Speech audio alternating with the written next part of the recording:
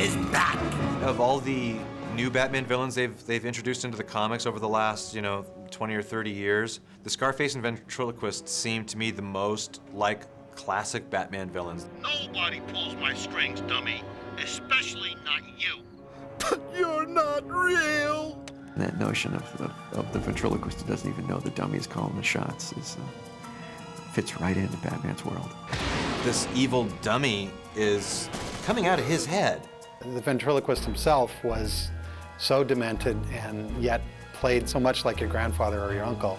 Scarface and the ventriloquist are another set of characters where you have the option to hire one actor to do both voices or hire two different actors so that you get completely different sounds. Really good voice actors can do both of those voices.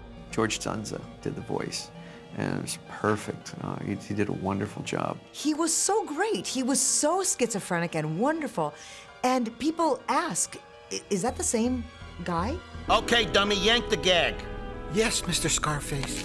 We wanted to make the dummy as live as possible, so we did have scenes where the dummy was by itself. Batman would sneak into the room, and he'd look at this dummy, and it seems alive. It even startles Batman.